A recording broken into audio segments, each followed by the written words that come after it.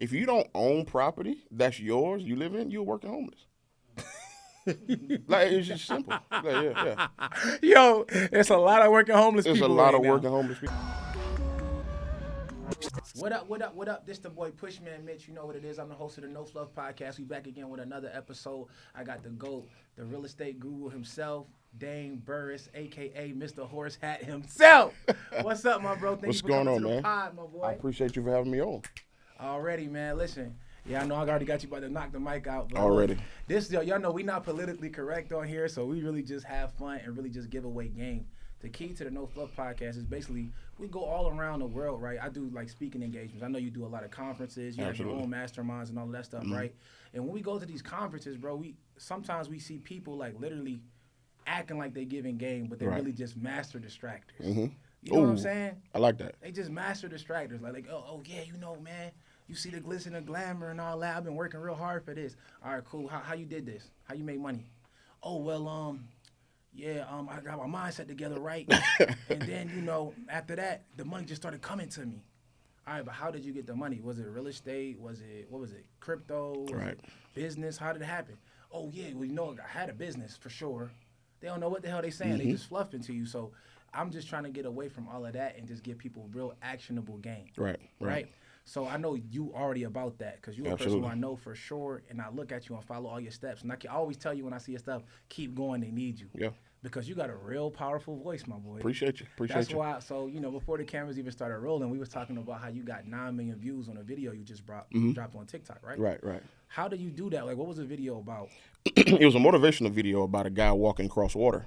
And then I just kind of made it to life about sometimes how we can start off life real good. He started off going across the water on this wooden bridge, right? He was killing it. But then he made 2-3 steps and the wave caught up with him.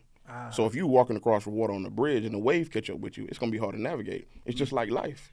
You know what I'm saying? You start off real good and then you get hit by something in life and then you have to keep your balance to get to the end. So the video was about 25 seconds and I just started talking about it and then it just went crazy.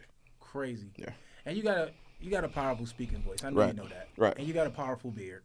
Appreciate you. So me, I'm struggling with that. So I know that probably helps you a lot with just everything. Absolutely. It's the new 6-pack. Yeah. It's when women love beards. That's just absolutely. Real. Yeah. Like, you know, hair is overrated up on your head. It's really, if you got it coming out your chin, it's like, y'all ever heard like Great Odin's beard? Right. That's like a real life situation. Women see that, man, they automatically like, they just real nice to you. Right. Why you being so nice? Oh, it's the beard. I'm sorry. Shit blowing in the wind and all that. But nah, so you got a powerful voice, bro, and like, so the thought process behind it, did you think it would go like viral as soon as you posted it? Nah, I did 40 other videos that I thought would have went viral. And it's just a consistency. Everybody kept calling me, what did you do different? I kept showing up. And then it hit with everybody. Somebody could relate to it, and then it just started getting shared and shared and shared. So now you had to start monetizing it because you can monetize your TikTok. So did you do it before or you did it after? I did it after, man. Because you got to have you got to have 10,000 followers and then 100,000 views before you can monetize. Got it. So, of course, I hit that after the video went out. Yeah. Spiced you all the way up. Right. Okay, that's crucial, bro. So that's dope. So that's an educational moment, y'all. So y'all know. So did you tapped it as soon as it hit the 100,000 views, or you got a little bit later? I got in about 6 million views. Oh, but that's cool. Right. Because you got 9 million views. Right. So, you know what I mean? It's never too late to start bagging up. And the cool thing about that is if you keep being consistent, after you had one video like that, you already got the followers and the views and the traction off of it, so you can use that momentum. Right. You know what I mean? So the other 6-7 videos that's in the top, they started getting crazy views because people stay on your page. Exactly. Yeah. That's the play. That's a play. Yeah. So that's the key, guys. So y'all got to remember to be consistent. Y'all got to remember to keep, like, don't worry about what you're making right now. The key is the consistency. So we call it like the 60 days. Get it through the freeze. Me and my boy Ike talk about this all the time. So if you can get through that first 60 days of doing something before anybody cares about it, before it's making a whole lot of money, if you can get through that part and keep going, it becomes like a routine to you. Absolutely. And now, not only is that, it's going to come with the consistency, you're going to come with the experience, and how people understanding you are going to really be there as a business in anything. That's it. So it's business, it's YouTube, it's production, Instagram, whatever. So at the end of the day, you want to make sure you keep going regardless. So a lot of people, that's really the big struggle that people have, is consistency, right? So a lot of people, they start a business, they don't see the millions of dollars that they wanted to make as soon as they started the business, 3-4 months in, and then they just give up. They go try to do something else. They pivot. Right. So the key is to not pivot. and to continue going and stay steadfast on one thing. Right. The problem is we are entrepreneurs and we smart and we know about credit and all of this stuff, so we think we can do 5, 6, 7, 8 things at once and it's gonna make sense. No. But it really never does. It's rare that a person can start 6, 7 businesses and then be able to be profitable at even one. Because the problem is you take the attention off one business when you start another one. And that's really the video that really started my, I guess, the journey to viral on social media. Right. I'm all for streams of income, Right. but I think I told you before when I did the last podcast, I'm about finding the river. So streams flow into rivers. So when you find the one thing you're good at, that river gets bigger and give you other branches. Absolutely. So you know what I'm saying? You can't cut hair, wash cars, pressure wash and do all that. That's just working. Right. But when you find the river, you now have other streams. You've never seen a branch on a tree. You've seen tree on branches, right? So it has to grow from a bigger root in order to spread. Absolutely. So when you make the river bigger, you got other streams. That was a bar, bro. Right. Okay, cool. So let's talk about this shirt you got on. The pool. My pool fit is different. Explain the brand, explain the meaning behind it. I was on social media 2017. I was doing just a regular video, and I was talking about, I feel like all of us have an instinct inside of us, something that God gave us something to do. It's 7.9 billion people in the world. Nobody has the same fingerprint. So all of us have something that we do better than anybody else. Okay. And I think ministry inside of all of us is great, but everybody thinks you got to run to a raised platform to do it.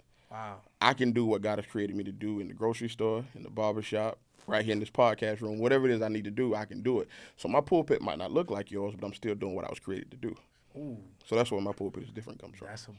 Yeah. That's crazy. Absolutely. My boy, you out here really changing lives too. Though. So when you came in, you seen my assistant. Yeah. He was one of your students. He was. He was. That's crazy. Yeah. So let's talk about that. So what's the background? So what was he a student of? And let's talk about that. So I'm a retired homicide detective. Did that from 2004 to 2016. 2015, I got into real estate. My first year, made like $150K my first year. Just getting it in. And my second year, just started getting better and getting better. My third year, I opened up my brokerage. But before I opened my brokerage, I went to get my license to be a real estate instructor for the state because I wanted the whole game. Like I knew if I was going to run a brokerage, being black, I didn't want to do anything that would, be a liability. So I opened up my brokerage in 2018. And the guy that introduced me to real estate, we merged in 2019, and I own the largest black-owned real estate company in South Carolina right now. Damn. Yeah. That's a big proclamation right there. Absolutely. And then also, you had like the first billboard there. I remember you told The me first billboard marketing for real estate in 2015. Now everybody marketing billboards. It's crazy. So you setting trends, and your pulpit is different. Absolutely. Spicy. Bro, it's crazy. So I know a lot of people look up to you. So on this portion, I always try to ask people to make me some money. Right. So let me say, I just want you to make me some money. How can you make me some money? How can I make you some money? Cool. First thing, you get your credit straight. Okay. Once you get your credit straight, then you can do one or two things. You can do a credit card play to where you get the credit cards and you pull the money off the cards. You go buy a rental property or a property that you can flip, $40,000. Okay. You take the money that you had and then you flip that house, put it back on the market. In this market, you're probably going to do about $120,000, $130,000. You pay the bank back. You open up that line of credit. Now you got 70 bands that you have for yourself. You go buy another property for $50,000. Use the 20 that you had, sell it again for $150,000. Now you got $250,000 to the good, and you started just from good credit.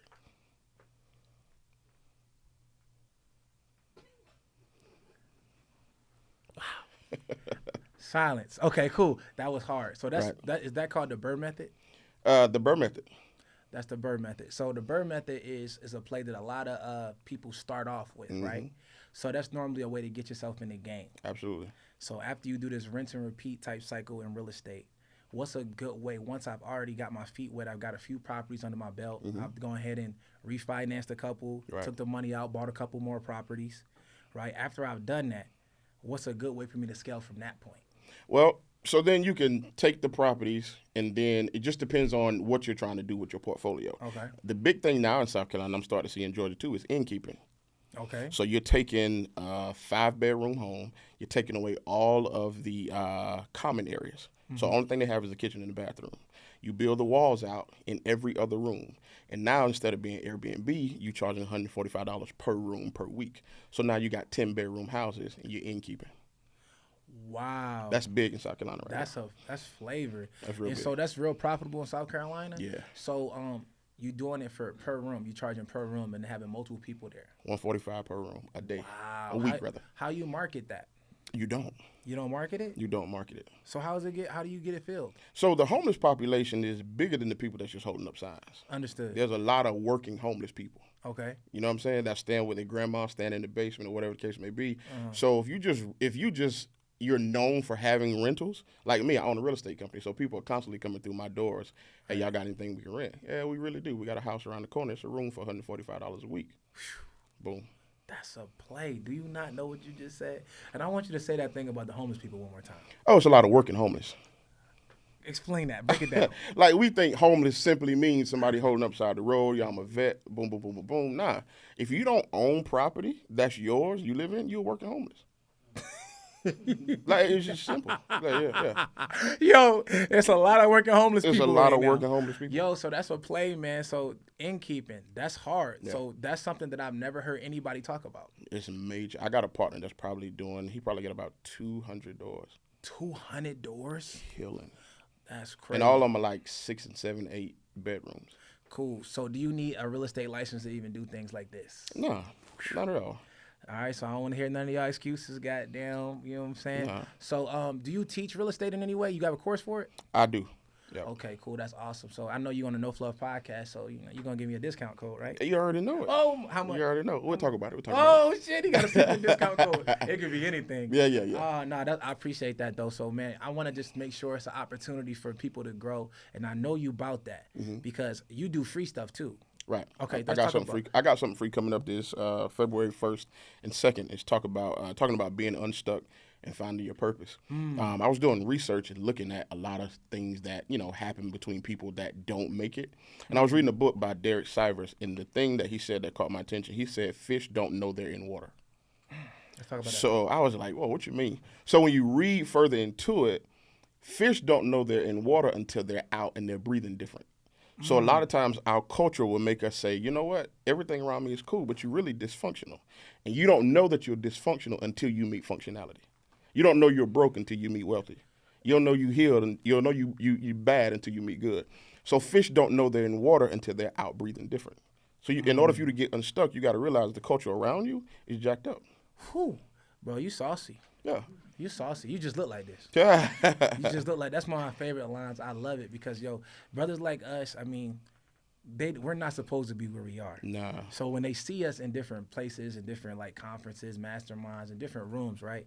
They see us and they think a certain thing when they see us. Right. And I love that saying, I just look like this. Yep. Because we can, my pulpit is different. It's way all going to different. reflect back to that. Because at the end of the day, man, we're able to not only be able to be ourselves and have like the type of swag you got, because you coming through drippy real crazy. Sneakers of the day, camera going to be bananas. Oh, today. yeah. But you coming through drippy, you swaggy, but you also intelligent. Right. You know how to have an intellectual conversation. You know how to articulate yourself. You know how to change subject matters. Right. And a lot of people don't understand that that's a benefit as well. So a lot of things, like I'm a real fan of Les Brown. Oh, So, yeah. Les Brown teaches OQP, only quality people, and then also developing your communication skills. So developing your communication skills should be a priority to a lot of upcoming entrepreneurs. Talk about a time before you had developed your communication skills and you was having trouble trying to get into different rooms. So to me, I had the best ultimate communication skill developer because I was a detective. So when you're getting people, just real talk, when you're getting people to incriminate themselves, there's nothing else that I can't get you to talk about after that. So that was the hardest play to get done, was to get people to talk about stuff that they had done. Right. So I developed a way to talk to people to get them to feel comfortable about what they said. When you remove fear, people are not scared of consequences. So now you have to find out how to do that. So then I just took what I did, in the four walls of the police department, and now I do it out here. If we remove fear, what can you get done? Everything. Right. Anything. So then that's how you lead them to unstuck to purpose. Damn. Yeah. That's how you call breaking down rocket science in a matter of 10 seconds. It's crazy, bro. That's crazy, dog. So, I love that. So, let's talk about this. So, now, if you had to start over and you had to start back ground up in real estate, in whatever, in business. Right, Let's right. just say, because we got a new world now. It's 21st century. We got the metaverse. We got crypto. We got all of this Got crazy it stuff. all. What would you start over and do right now? Ground Stock zero. market. Stock market? All day long. Explain that. What would be your strategy? Well, I mean, so when you look at it, so Berkshire Hathaway, Okay. is $320,000 a share, right? When Buffett took over in '82, it was $319 a share, right? Power. Right. I can remember us blowing bags on income taxes, 8, 9 bands. So when I teach the stock method, when I'm doing that, I look at how if my parents could have taken $8, $9, $10,000, invested it in Berkshire Hathaway, and left it alone for 30 years, how much wealthier could we be right now? Stupid, retarded rich. Right. So I live by a principle that the opportunity of a lifetime only lasts the lifetime of the opportunity. You don't have all day long to get stuff done. But when you miss that window, it'll never be $320 again. Exactly. So we missed that opportunity. So if I had to do the play all over again, I would hope I would have enough influence to everybody around me to crowdfund into the stock market. Crowdfund. Can you explain crowdfunding real quick? Just when a group of people get in for the same purpose and put money in for a bigger purpose. Absolutely. Crowdfunding though is taxed a certain way. Yeah. I know that because I do crowdfunding. Yeah. So can Yes, you it is. can you teach us a little bit about structuring a crowdfund? Like how do you got to do it? Do you have to do it under a business? Do you have to do it under a legal document, or can you just go to everybody in the group of household and just say everybody put money in? I wouldn't advise that one because you know how we are. Right? feelings No, get yeah, involved. it get crazy. Yeah. But I've never done crowdfunding, so that's not really my lane. I Right. just know it's very effective. Yeah, crowdfunding is dope. I mean, you do gotta be worried about how it's taxed. You do gotta worry about how you pay out the people within the Dividends, crowdfunding. All of that stuff has to be discussed prior to even starting the crowdfund. Like all of this stuff has to be documented, contract. Anybody who signs up for it knows how the dividends are paid out, and it has to be broken down to the T. Right. Clearly, street crowdfunds don't got to be that way. No. We come from a different path. A lot of us don't, come from means and come from like an entrepreneur background or a credit background. So we don't. It doesn't have to start that way. But know that when you start getting bigger, because it will happen. When you start crowdfunding, get enough people to believe in one thing, one mission, Right. and you got to start thinking about getting your contracts together, making sure you know who's going to manage the account. It should be a board. Right. It should always be a board, y'all. If it's one person in charge of a crowdfund, that's very, very dangerous. Not even just because the person might not be adequate, but if there's one person over it, if he dies, it's done. Right. If he gets overzealous and pulls out or pulls in, we're done.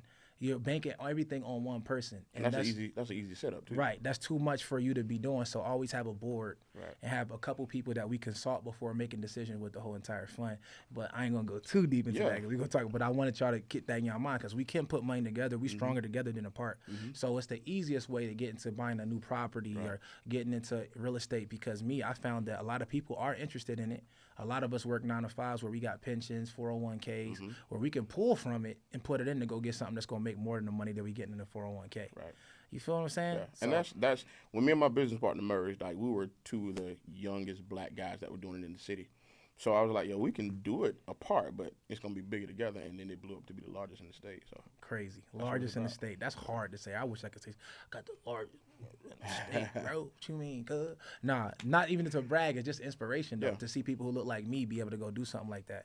And it's incredible, bro. You're an inspiration. Appreciate that. So man. I know you came from a law enforcement background. I did, too. I saw that. So let's talk about Let's this get law into it. enforcement background. Yo. So, what's the pros and then what's the cons of working in law enforcement? The pros to working in law enforcement is they taught me the law. Okay. So Big one. So now you can't unteach that. I can't unlearn it. The cons is it's still a system that has a lot of work that needs to be done. Right. I lived by a theory that we the people starts the Constitution, which means the people that you have to sometimes arrest are the people that gave you the power. They're the voters. Exactly. So you can't abuse them. You can't do wrong by them. I was always firm, fair, consistent. I know you heard that in corrections. You know what I'm saying? So you have to understand how that is and what that does. But yeah, it's still a lot of work that has to be done. And I got out at the right time. So me and law enforcement for sure, When I was in law enforcement, I dealt with a lot of negativity as far as how law enforcement is looked at from our people. You know, outside looking in, it's just like we're all one thing, regardless of the fact that there are bad eggs and good eggs in any industry, anything. So that's what you're a part of that culture now. It's the same thing as like we all black, and they view us a certain way. We all black. You the feds. Same exact thing. So you the feds, you a snitch, Right. and you got to deal with that amongst your people, which is actually ignorant. Because look, the flip side to it is this: if no black people work in law enforcement, then all white people work in law enforcement. No, that's real talk. So that's basically what they trying to say when they, oh, you a snitch, you a bro. So you would prefer that none of us was here, and we got to get governed by all the oppressors. That's what you would prefer. So, and that's the thing. But and there's another thing. So, there's a theory that there are no good police officers. Do you think that's true? No, not at all. You know, I mean, if one house burned down, you don't blame every electrician. Right. So this is my theory on the why anybody would say this, and I want to hear your response, just for food for thought. So, if you're a good police officer, to stay being a police officer, you have to play ball, right? Just like in any industry. So if someone does something wrong and you call them out, what happens in the police station when you call out another officer? Oh, nah. What happens? Yeah, nah. You get ostracized. So is it possible to call out bad behavior and stay being a police officer? It's damn near hard as hell, right? Yeah, absolutely. So you got to be able to take the negativity. Criticism, right. You got to take somebody doing some wrong shit, though, and then also be able to stay in the force, because the good cops have to turn to a bad cop a little bit because they can't tell. Right. So they can stay and kind of monitor situations. Right. So that's why people say it can't be no good cop, because every good cop will have to call out the bad cops. But if they did that, they would get ostracized. It's a good boys club, so they know if you don't roll with the team, you out of there. Right. And it's really like that. So the same thing is in the jail with no snitching. It's the same thing with the police officers. Blue code. On God. Nah, real talk. You ain't lying. So I see it.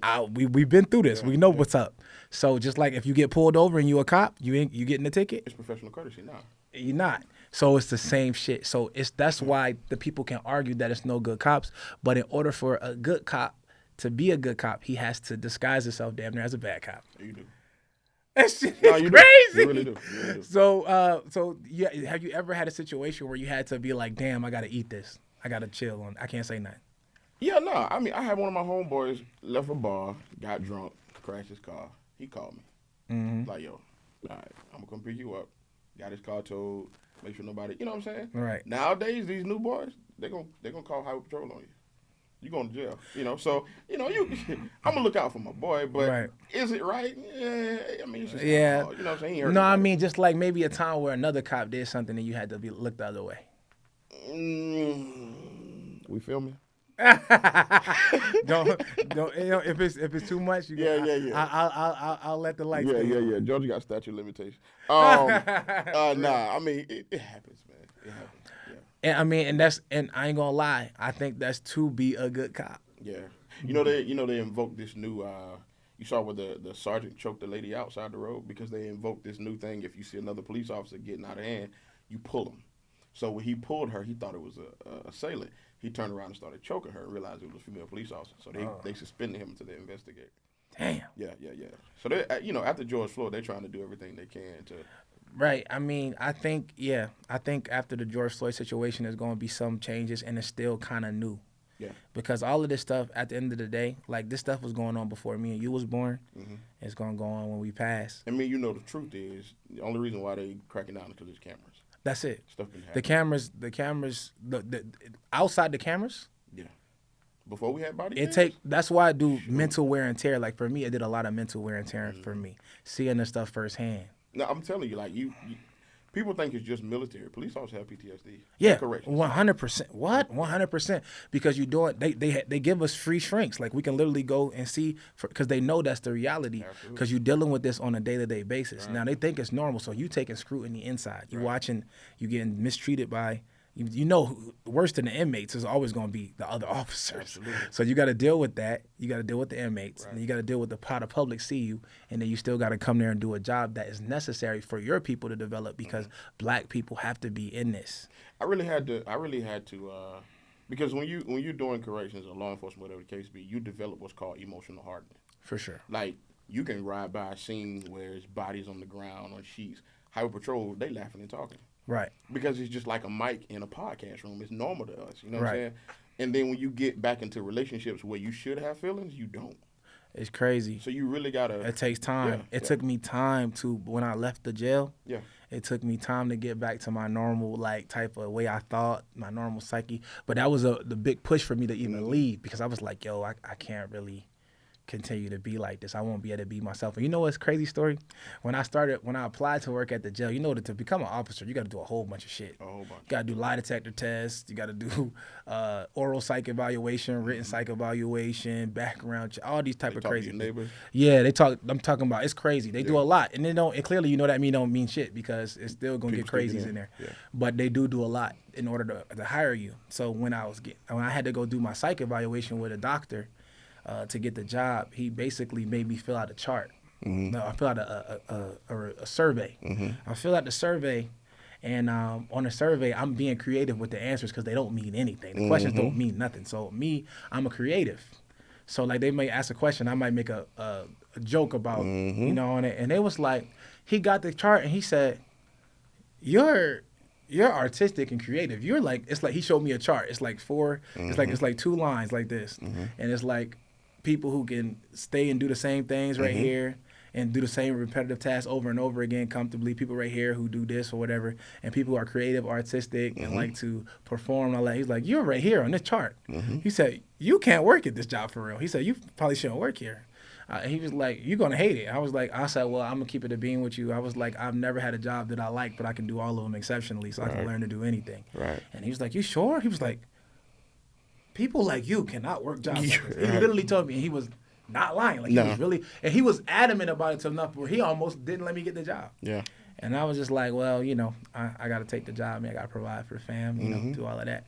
And then he gave me, I clearly got the job. But it was just like, I thought about that, and I was like, damn, I literally almost put myself in a position to never, you know, do what I had to do. But it also was the thing that actually turned me up. Right.